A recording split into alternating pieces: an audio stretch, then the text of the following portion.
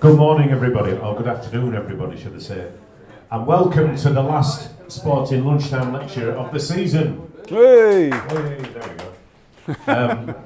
Obviously, we didn't get the word out as well as we would have thought, but anyway, there we go. Welcome back, Mike Harrison. Mike should have been with us in January against Rotherham, but the game was called off due to rain, ice, snow, something like that. And then, so we had to rearrange it. We were going to rearrange it for March, but we decided to do the FA Cup talk. And then here we are now on the... How many home games we've got? Like 3, isn't it? It's not three. Penultimate Saturday of the season. That'll do it at home. So it's great to welcome Mike back. He's going to talk about the art of the City Gent. The cover of the fanzine, of course, often helps sales. It often causes controversy. We once nearly got taken to court over one of the covers. I got told off by Jeffrey Richmond over one of the covers. So it can be quite an exciting time when it comes out, and it's obviously the window to the world, isn't it? And often reflects what's going on at the time. So you won't get rid of me entirely because I was the editor of the fanzine for a period between 1996 and 2001. I only edit fanzines in the top 2 divisions. So I had to pass it on to Mike, on to Richard Harper and then to Mike to carry on for years and years in the lower divisions. But anyway, without further ado, please welcome Mike Harrison. Thanks a lot. So yeah, that's worth noting that if we get promotion, I can pass this on to Dave next season. After 22 years. So, firstly, I've written down Phil Littlewood's name. I want to just pay tribute to Phil Littlewood because he died end of August last year. Pretty much a stalwart of the City Gent. Dave brought him on board, and there's a story there. But yeah, he did a tremendous amount of work for the City Gent for not a lot of money as well. He was just happy to do it, and he always said to me that if I ever gave up, he would give up. But sadly, he sort of had a stroke last year and died. So as many of you will probably know as well, that we've had to move on. We've got a new designer called Matt Smith, who lives in Belden, who plays tennis with me now, and yeah, I think he's done a fantastic job. We've obviously changed things around, and if you've seen the new City Gent, Keith's got some there. I've got a few here as well. Hoping to sell a few more this afternoon. Obviously, came out on Good Friday, but the weather was pretty atrocious last week. So I hope you all like the new design. Seems a bit ironic now as well. We're talking about the front cover of the City Gent, and certainly my time running the City Gent over the last, I've done 22 seasons now. But we've gone back to using photographs now, whereas obviously a big feature, and it's been very nice to get John Dewars back on board. It's John Dewars' photos that we're using, and he said if you ever see him on Midland Road, he's probably taking more notice of what photographs he's taking rather than the game, but he does have an eye for a good photo. So the new photos seem to be going down quite well. We're still using the cartoons. We've moved them onto page 3 because I do like to try and have a little bit of let's say semi-humour into the City Gent, and really the idea behind of going with the cartoon front covers, and I've put 10 up here because we did because I just think that what Dave Robinson does for us with those cartoons, it's just real proper art. It's really good, and I grew up looking at, if anybody remembers the Giles cartoons in the Daily Express, they just used to be just real funny cartoons, but then you just keep looking at them and there's always just that little bit extra detail that you miss on the first time around. And that's what Dave does. From taking over the City Gent from Richard Halfpenny in 2004, and it was pretty late notice when I took over, but I took over nonetheless, and I brought one of my early ones out because we were going with photographs, and I had a little slide dig at Huddersfield Town at the time, using a picture of, was it Ivy from Lost of Summer Wine and Compo? And she's saying, can you remember when Huddersfield Town were a big club? And of course Compo's saying, nah, I'm not old enough. Because obviously back then they still used to go on about winning 3 titles in a row in the 20s, and of course who's going to remember that? So, and I guess I was looking at that one thinking, if I'd have had Dave on board, I'd have got him to do the cartoon rather than just using a photograph. So, but I've always admired Dave Robinson's cartoons in When Saturday Comes, and we always have a good relationship with When Saturday Comes. So I managed to get hold of the editor, Andy Lyons, and I just said, look, how can I get hold of Dave Robinson? I'd love him to do some cartoons for the City Gent. And he says, well, he's quite an odd character. He's quite hard to get hold of. And he gave me his address. He says, he's not on email. He says, you just have to write to him, because that's what we do. Okay. So I wrote Dave a nice letter in probably 2007, I think it was. 2006, I think. When we first had the idea of going to the front cover cartoons. And thankfully he wrote back and said, yeah, I'll be delighted to do it. I'll charge you 30 quid. I thought, well, that's not bad, is it? 30 quid for a cartoon. So then, of course, because we had to correspond through letters, I had to write him a letter with my idea in plenty of time. Fingers crossed that he gets the letter, then he would actually do something with it. And then it would then come back to me in time for the City Gent. And of course, excuse me, they did. I mean, it was just remarkable. I mean, eventually, I don't know how many years it took us to, we were doing that. But eventually, he did actually get onto email, which made it life a lot easier. And yeah, I mean, from 2007, I've lost count how many cartoons he's done for us, but we're well over, boy, 120 plus. So I've put some examples on of the front cover cartoons on the, because what I did want to do with Bradford Capital Culture, I wanted to just highlight, City Gent and what we do. And yeah, it is artwork. So I thought, well, let's join in. So we got a little bit of funding last year, and we managed to have these up here and also up at Heaton Tennis Club where I play. And I had plenty of space up there to put them. I hope to put these up another time somewhere else, but I've been busy working on other things. But we'll hopefully get these on display again at another time, and we'll maybe even get a few more produced. So I do hope that people do like the front covers, or they used to do, because I say it seems weird now we're talking about them when we've now gone on to photographs. But I mean, as I said, the front cover of any publication should be something that's eye-catching. It should draw the potential purchaser of any print media. The buyer might already, I know there's a lot of loyal City Gent people here already, so you might already going to buy it anyway, but it does give you an opportunity to think, yeah, you quite like the front cover, there must be something more interesting inside the magazine. So, as I put on the tables, you've got the first issue, which was, and you very well, this is a reprint I did back in 2000, and I think maybe the 20th anniversary, 2004, I did these. So I've got a few left over, so you're very welcome to keep these. But obviously, that first primitive issue, just someone's hand-drawn a picture of the City Gent figure from which the name of the fanzine came. And so we've moved on a lot since that time. And I have a feeling as well, I think the City Gent, we're probably coming to maybe its 60th anniversary, because I've got a feeling that it first appeared on the football programme cover back in 1966. So, 60 years of the City Gent cartoon character. based on Stafford Higginbottom.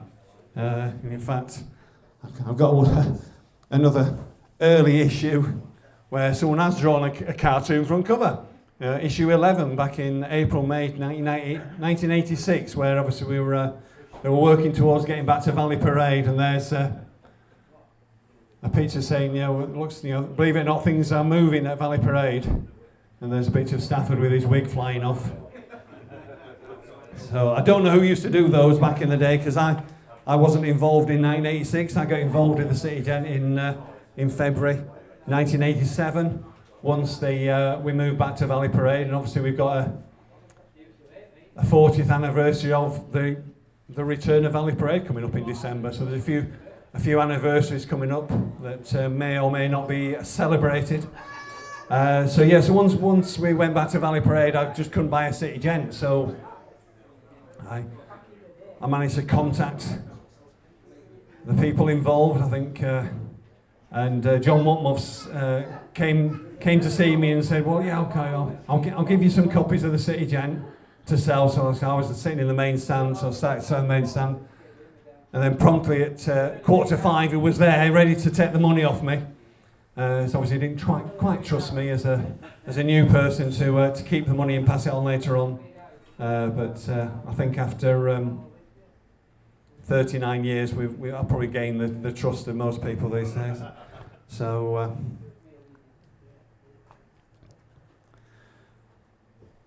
I guess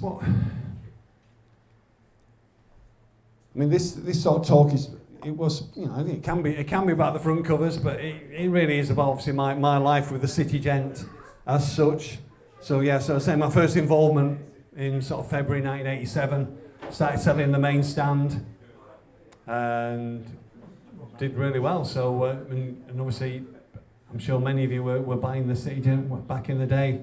So and then as things progress, I've got to notice I started doing some radio stuff in 1995. So what happened there was, and I'm sure Dave will attest that we even back then we would, the editors would get requests either from the TNA or Radio Leeds or even the Pulse to do things, and most people said, oh no, I don't want to do that. So I think we'd just beaten Notts Forest away from home in the League Cup, sort of dramatic,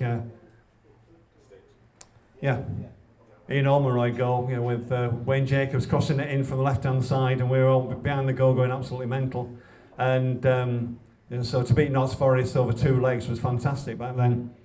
And I got asked to be on Radio Leeds to talk about the game, and obviously I must have done all right, because before I know it, I'm like appearing every week with Bryn Law doing some little preview program that he used to produce. And being a fan of radio, I've always listened to radio, I love radio. It was maybe a sort of a quiet ambition of mine to want to be on the radio. So I was really pleased to be able to do that. And then, of course, through getting to know Derm Tanner, I got asked back in 2007 to help him out with the radio commentaries on the game, which was remarkable, really, because mostly, even now, they use summarisers, former footballers. So, but the sort of former footballers that Derm had on his roster at the time didn't really want to go very far. So I remember sort of almost like joke that John Hendry would never go anywhere further than South Yorkshire, and same with Wayne Jacobs. So I think my first away gig was at Gillingham, and the second at Bournemouth.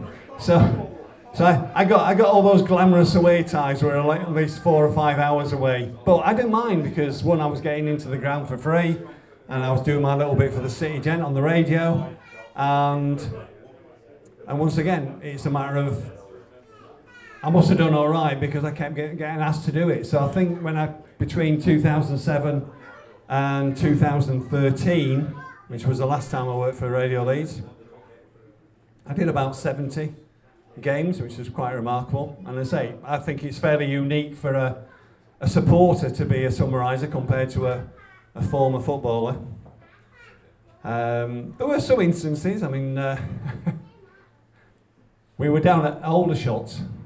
I think I'd done Lincoln away on New Year's Day, and I just got a new camera, and I thought, oh great, I'll take a little video of Peter Taylor's press conference after, because he came up and chatted to us, and I probably put it online, and probably about 20 people looked at it, something like that. But then we played away at Aldershot on a Tuesday night, and Mark Lawn comes over to the press box and wants to have a chat with Derm Tanner. Not in front of me, obviously. And Tanner came back and laughed, and he says, "You'll never believe this." He says, "I don't want you to use that Mike Harrison. It's dangerous." I said, "I've never been called dangerous in my life." But yeah, no, Mark Lawn didn't take kindly to me, because basically I said things as they were, and I think most of you appreciated if you were listening to us on the radio at the time. But yeah, no, it's. And I do look back as well, I think, yeah, maybe I did poke fun a little bit more.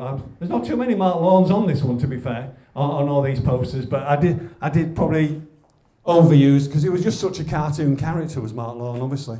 And he just set himself up for having some fun poked at him. So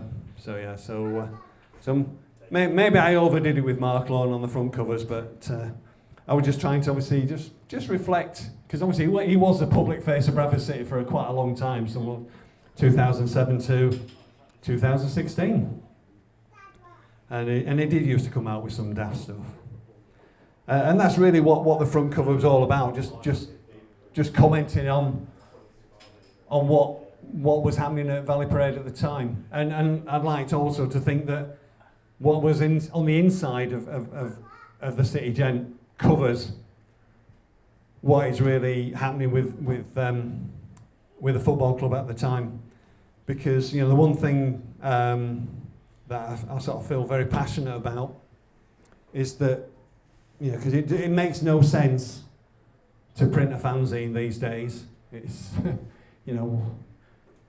From the hundreds that were being produced in the 80s and the 90s, we're down to about 50, 60 maybe in the whole country.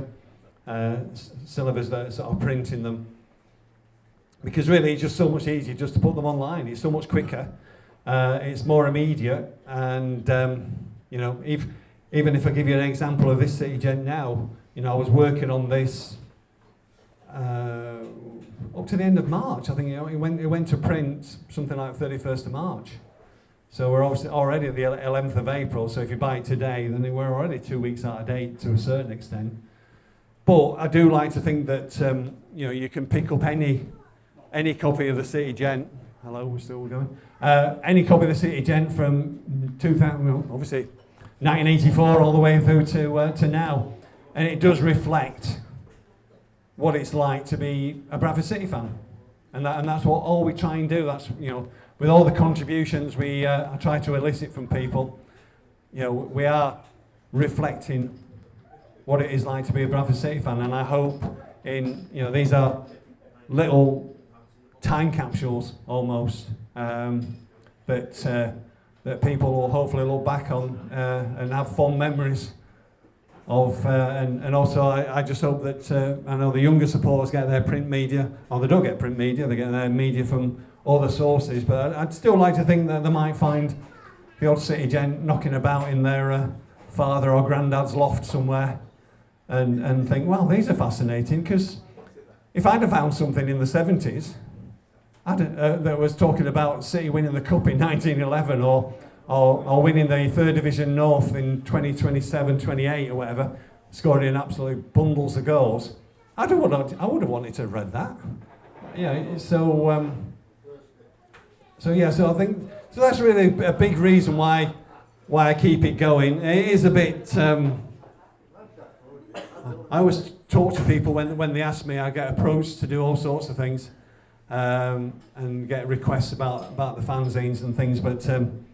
It is a bit of an unusual hobby. I mean, I'm sure that you've all got hobbies that you do, and they're pretty much your own. I sort of recently spoke to someone and said, well, yeah, maybe people go down railway platforms on a windy Saturday morning and just take number plates. Or they're catching butterflies, or they're putting the stamps away or something.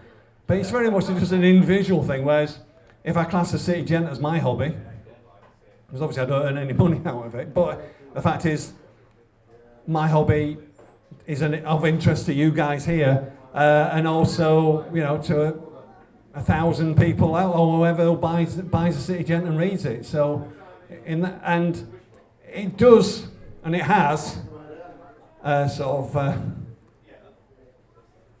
got me into different things. I've appeared on, obviously get asked to do TV appearances every now and then. It's quite funny every now and then somebody who might watch the film looking for Eric and think, I'll just have a look at these DVD extras, and of course I'm on the DVD extra with Phil, Sir Alex Ferguson talking about football. So yes, it's and I've spoke about being used on the radio. So that was always something that I wanted to do. So I'm sort of very proud of that. I often joke about the fact that I've got nobody else to pass the City Gent on to. It just we went through I think it's unusual that we've only had 7 or 8 editors. In only 42 years, but of course I've done 22 out of 42. So, because unlike when we had the meeting in the centre of Bradford, when Richard Halfpenny went and everybody wanted to stand down, and everybody was like looking at me to think, well, it's you next, and I had no opportunity to say, well, okay, no, but so I gave it a go, but I don't have anybody that's next that can do it. But Dave did say he only edits in the Championship, so you never know. We might just sneak in.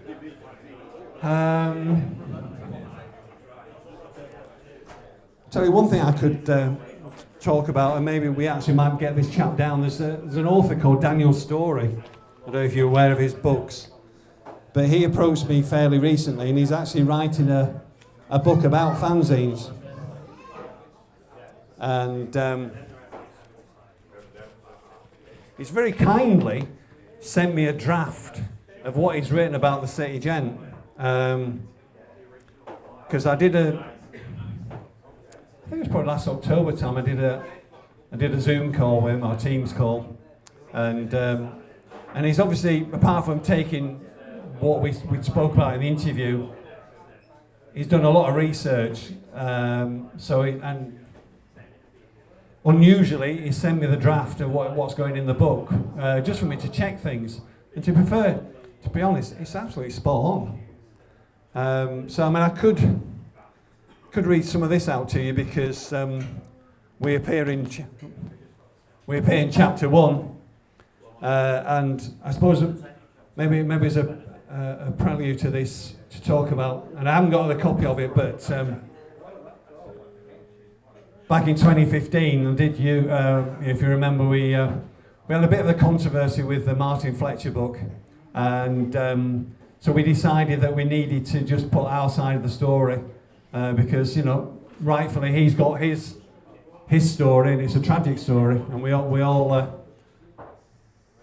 can empathise with that. But his wasn't the only story, and it was really good to be able to put issue 200 together. And put in a few stories that people, for the first time in 30 years, had never written about. And I would say on the back of that, that's the reason why we won the Fanzine of the Year for the football supporters in 2015. So he is quoting one of the stories that's in there, which was written by Andrew Flett, and he's put chapter 1 in italics. I took off my white woolen Bradford City scarf, smoke-filled and stained. I've not worn the scarf since. So he goes on to obviously going on about that. And then he's quoting me in the last chapter. He says, Mike Harrison, the City Gent, would understand. Because I said, I have this love-hate relationship with the City Gent. Whilst it's a hobby, I'm bound to keep it going. Who else is going to take over? You, yeah, exactly. There isn't anybody to take over. I haven't got anybody to pass it on to. We haven't got any youngsters involved. Yet, says the energetic Harrison, there will always be a fanzine while there are writers and contributors. It's part of the social fabric of the game in Bradford. It can be a lonely job sitting here, writing away and thinking, but I also think there's something magical about starting with a blank sheet of paper and then mapping it all out, and slowly the City Gent begins to form. And this is reflecting, he adds, as we all get older, all we have is our memories. The fact is that those are nice things to have. I hope that younger readers might find their dads or granddads City Gents in the loft somewhere and start reading them and thinking, wow, that's really interesting. I think there's enough of us still going that believe in the little printed pieces of social history to keep them going. Harrison's version of Rob's lamppost. Oh yeah, because you talk about, you mentioned Rob from the Middlesbrough fanzine. Is a specific parcel of limestone wall close to Valley Parade. Such was his readers' need for fanzine escapism and connection in a lonely time when COVID restrictions temporarily lifted in June 2020. He announced via social media that during the coming football bereft Saturday, he would stand at his usual spot selling City Gents. About 40 people turned up. How bonkers is that? I replied. They came for a chat. We had a 2 metre distance chat. I was really pleased that we did that because I think most of the fanzines just took a break. And that's, maybe it does remind you that, it seemed daft at the time to try and bring a fanzine out when we weren't even able to go to the football. And I know a lot of you continue to support us in subscribing during that time. But I did, once again, during COVID, it's not that long ago now, 5 years, that I just thought it was important that we reflect what it was like to be following Bradford City when we couldn't even go to the games. And it was a piece of history that needed writing down. But yeah, it probably was better that we couldn't go, to be fair.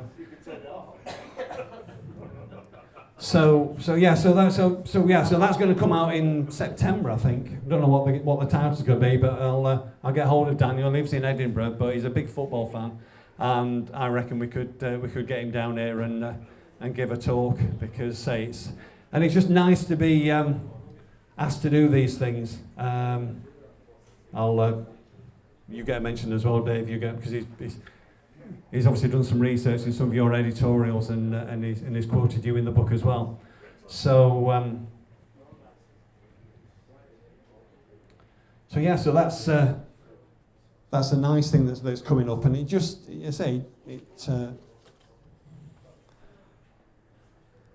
so there's some of these front covers that I'm particularly proud of. I've only been able to put 10 up.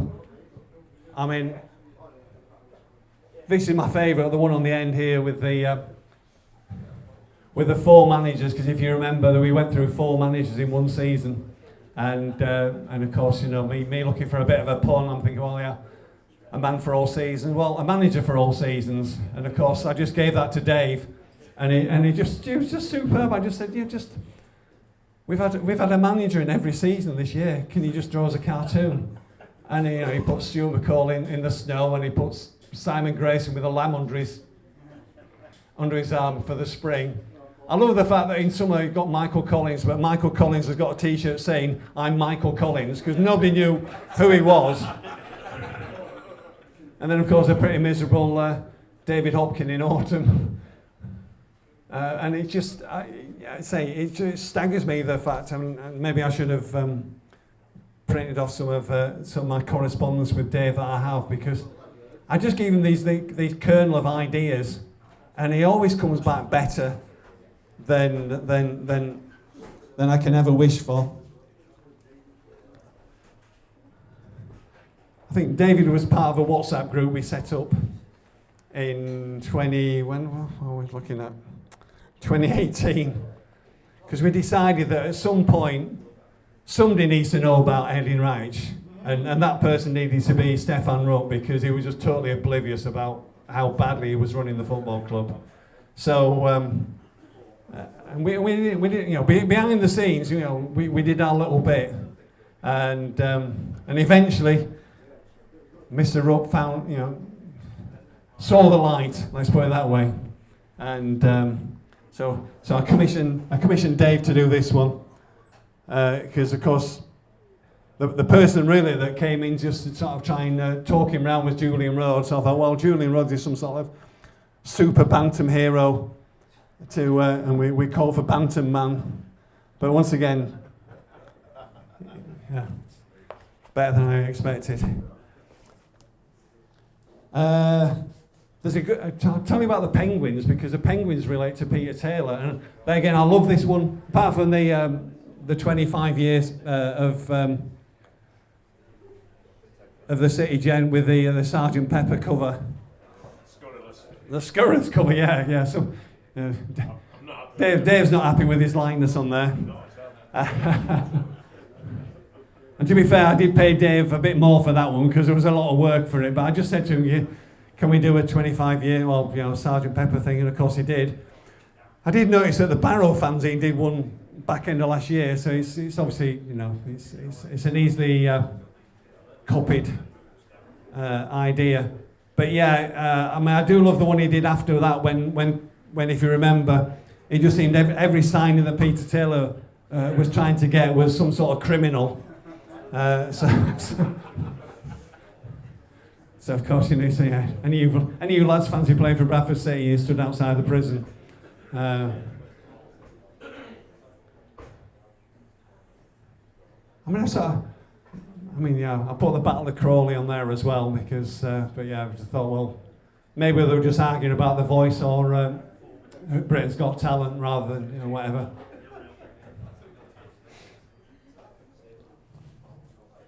So I do have some sort of mad ideas for front covers, and yet somehow he always delivers, always delivers.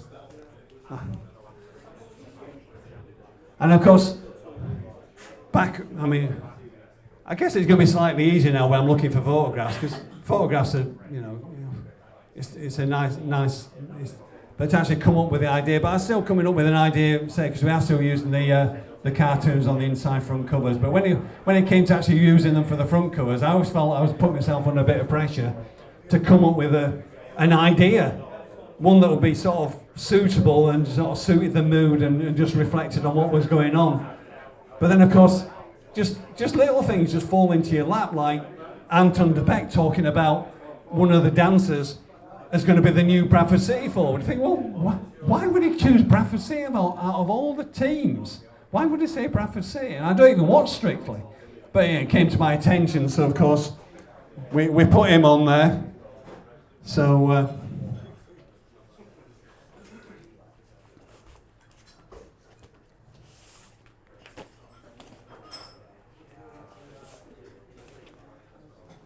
once again, I think this is one of my favourites as well. So of course, I mean, it seems unbelievable now that we've had 2.5 seasons of Graham Alexander, and we've certainly had 2 years where basically you can go down to Valley Parade now, and I'm sure we're all feeling fairly confident about today. But you're not worrying about us perhaps conceding goals in the last 10 minutes because we're basically playing with 9 defenders, and we still concede the late equaliser or the late losing goal. And obviously we've written about the City Gent, and we will do, because this last 2 seasons, the home record, has just been unbelievable. And it's something that we're just not used to, but we're just enjoying it while we can. And we hope that the spell doesn't break soon, because we've still got 3 very important home games this season to come. But if we only go back to January of 2023, and of course it coincided with the Happy Valley thing finishing, and of course it was the unhappy Valley under Mark Hughes, and so I thought, well, we've got to go with that. And once again, I just give Dave a brief thing about what I was after, and he comes back and he draws that. It's just absolutely superb, is that one. And then, of course, another more recent one. Once Mark Hughes had gone, then of course we got the decision: who are we gonna have as the next manager? Well, of course, knowing City, we've basically tried everything to try and get out of League Two, every different combination. So I thought, well, we obviously have to go with the wheel of misfortune, the tried and trusted. Do we give it to Kevin McDonald or no experience but cheap, Pep, a retired Premier player, an ex-City manager again? Maybe even get Sportswear Dave or the shouty bloke behind me, or even Jason, Tim and Alex from the width of the post, or even Charlie. But yeah, so, happily the wheel of misfortune landed on Graham Alexander, and look at him now. So I think we all agree he's become a really, really good manager. And you read about the things he puts out, and he gets the football club, and I think he knows how to work that team, just in very much the same that Phil Parkinson did. He doesn't get it right all the time. Who does? But in the main, he gets it right most of the time. And I think we're all a bit surprised if we were watching the game at Monday on Wickham and it's 1-0 at half time and think, oh, here we go again. But no, fair play to him. Makes a change at half time. Brings on Metcalf, and we start scoring some goals. And we look good for it. So that was a superb result. And I think Nathan Evans, who started writing for the City Gent, put out, that's only something like the 6th or 7th time we've actually won 2 games in succession at Easter, and that first time since 1980. But I dare to say that in 1980 we lost at Peterborough in the last game of the season, when we really thought we were going to go up. And then this last one, once again, thinking about a year ago and thinking about what inspiration I need for the front cover, and of course they announced they're going to do the Bantam of the Opera with Chris Kamara. So I thought, well, great, But I mean, I don't know if you even saw this, but what Dave did, he said, oh yeah, I put some famous Bradfordians in the crowd, can you spot them? So of course we've got Harry H. Corbett and Sutty, Dynamo, JB Priestley smoking a pipe. I don't think he'd be allowed to do that these days, but and of course you've got David Hockney and what have you. I presume that's Zayn Malik from One Direction. So, and say, I just give Dave these ideas, and he just comes back to me with things that I, way better than I can ever imagine. So I say, it does seem a bit odd that we're sort of extolling the virtues of all these fantastic artwork that Dave used to do, but we're now not doing. We've gone on to these magnificent photos from John Dewhurst. But we'll continue to do the cartoons, and we'll try and make you chuckle if we can. I'll be happy to answer any questions you've got about City Gent. I've got an idea that Dave might want to chip in and do something here. He's standing up. I thought you were it. No. Can I just say that, fabulous talk by the way, Mike. I'm the man that put a skip on the cover of the City Gent. Thank you. Yeah, great stuff. I mean, great memories. I remember being in the Watwell Farms on Lung Lane. Somebody came in, it was Richard Halfpenny, as it turned out, selling a magazine that was dedicated to Bradford City, and I was astonished. I mean, it's hard enough to get Bradford City in the Telegraph and Argus then, but somebody was selling a magazine that was entirely about Bradford City was just mind-blowing. And the fact that he was talking about trips to away games and pubs and trains and what, I thought it was fantastic. I thought all my dreams had come true. And I used to look forward to the City Gent coming out. It was a real big thing. It was exciting, it was new. It was kind of from this punk generation, almost DIY football fans, where we found our voice in the wake of, well, the tragedies to come as it happened. But I feel like it was a real turning point in football. It was something completely different. And Mike has been brilliant, hasn't he, for 22 bloody years. I mean, I have to take over next year, clearly, if we get promoted, because he's not capable of it in the top 2 divisions. You've got to pass it on to some, real experience. I understand that. And it'll be difficult for you. I understand the transitional period before, but we'll work it all out, won't we? It'll be fine. But hopefully we won't go up, so I don't have to do it. But anyway, anybody got any questions for Mike? Are you still paying 30 quid a cover? Yeah, for the cartoon. I know. He won't take any more. He won't take any more. And to give you an idea for this last one as well, I mean, if you know Dave's work, he's very, very busy at the moment working on the When Saturday Comes World Cup wall chart, which must be a nightmare this year with 48 countries to try and cover. 47 if Iran are not going to turn up. But so I'm really looking forward to getting When Saturday Comes and seeing this wall chart when it comes out, because the wall charts he does are just absolutely fantastic. I really should have brought one with us today, but and it's all really busy. And then the next day, I broke off. I thought I'd do yours and then I can go back to it. And he's great like that, and say, he only wants 30 quid.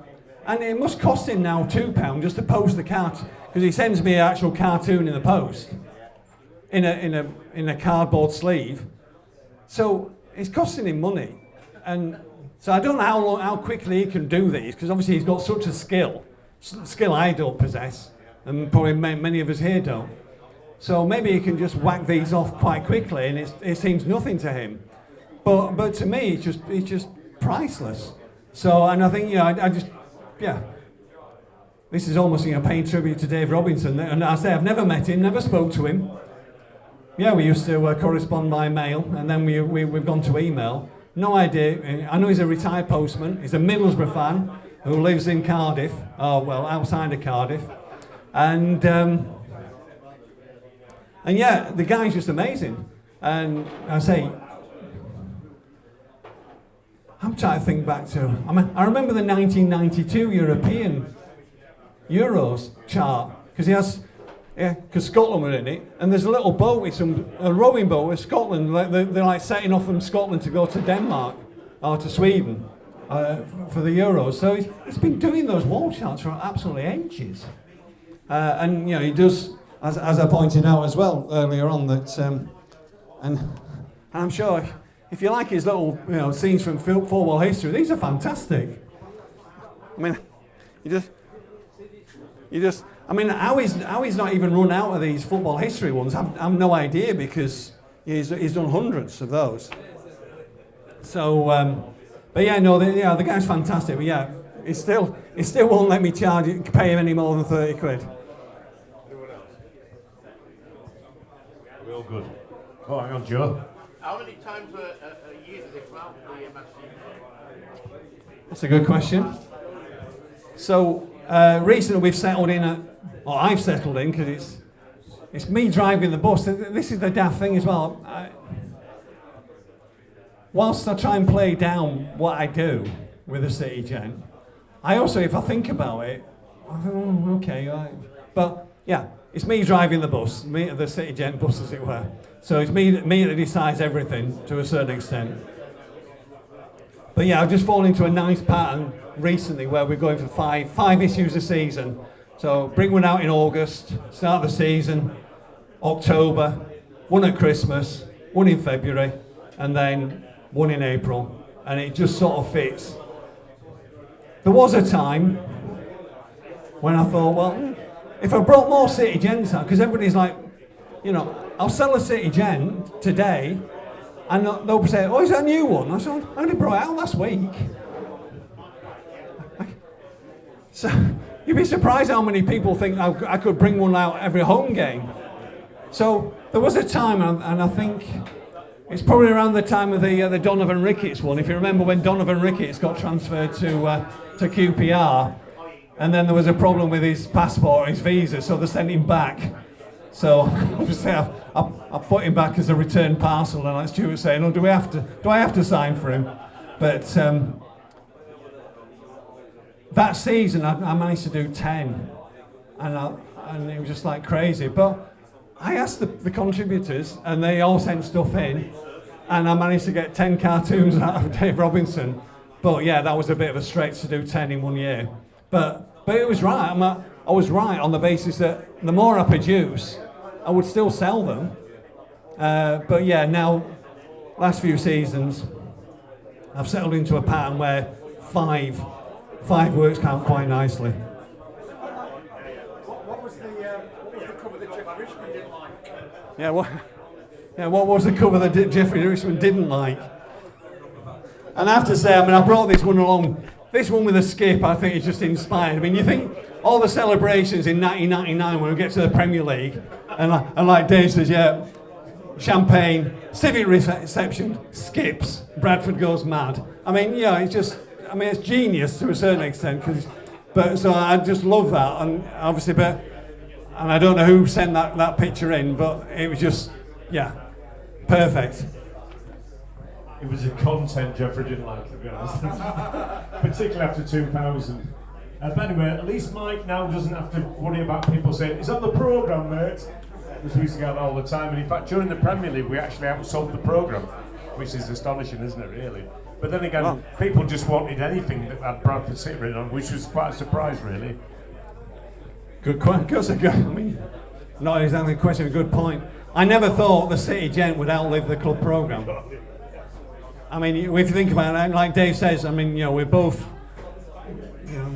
born in the early 60s and grew up watching City in the late 60s, early 70s, and think, and then when the City Gent comes on, you think, wow, it's about Bradford City, and it's also you're reading stuff from other fans, which you just never would do, and the whole fanzine movement, and I look forward to Daniel Gray's book, which is obviously going to celebrate the fanzine movement, but it's just magnificent how fans took control, and just DIY, just did it, and I know whilst the history of the City Gent goes back to John Whatmuth buying a copy of Terrace Talk from York and bringing it along to the whichever pub that we're going to at the time, the CTC 73 lot.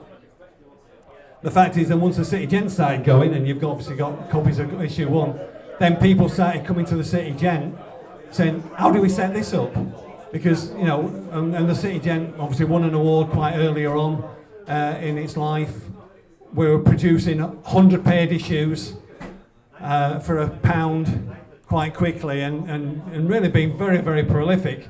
But a lot of other football groups, fans from other teams, saw the City Gent as something to copy and follow, I think we definitely, in the history of fanzine, we definitely played our part in that, and we're still doing so. I still get people emailing me saying, I'm going to set up a fanzine, and we're going to print it, and can you give us a bit of a help out? And I'm more than happy to help out. Albeit I did help out the Barrow fanzine, and of course then I go down to London, and of course they win the fanzine of the year, not us, but. So, but yeah, no, I honestly, I didn't think we'd ever outlive the programme. I still get asked, is it in the programme? Mainly from away fans. But there's a few home fans that come in and they still think and I don't think we've done a programme for 4 years. I think it was 2022, the last one. So I really never thought we'd outlive the programme. Well, I think on that note, we'll conclude. Thank you, Mike. You're welcome. Stuff as usual. Thank you. And he's given me 3 ideas for next year. So we've got Daniel, who's writing the book about fanzines. He's a talk. The anniversary of the City Gent. There's a talk. Well, no, the character. The character, yeah. The character. The Valley Parade opening. And the 40 years since Valley. How is it 40 years? 40 years since the opening of Valley Parade. So I think we're going to do all them 3 things, And once again, thank you, Mike, and thank you everybody for supporting this season in our long season of City Gent. City Gent. I'm on City Gent board now. I've already taken over in my own mind. Sport in lunchtime lecture talks. Thanks to Joe, the gang, Ed, and Keith and the staff for facilitators. And thank you for you lot for coming along and supporting us. And we'll see you next season in the Championship.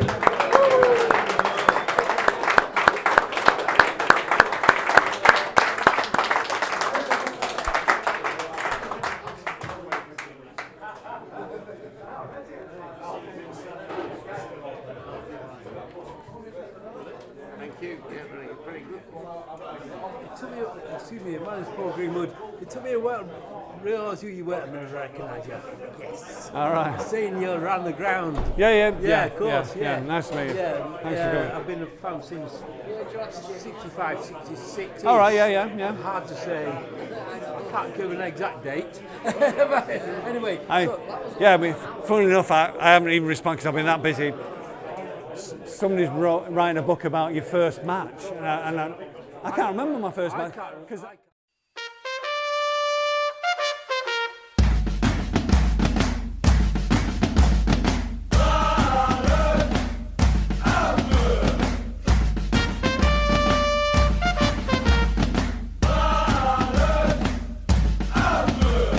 proud to be a Bradford man, City through and through.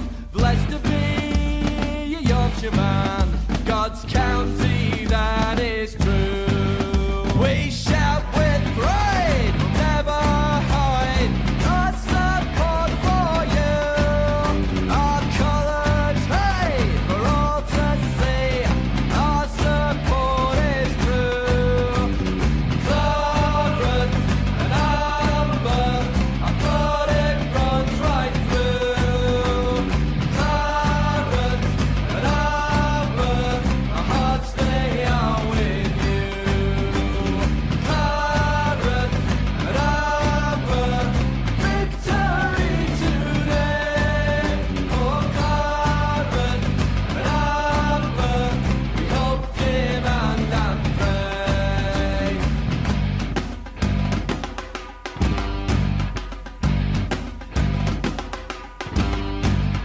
Here today to cheer them on, we'll shout with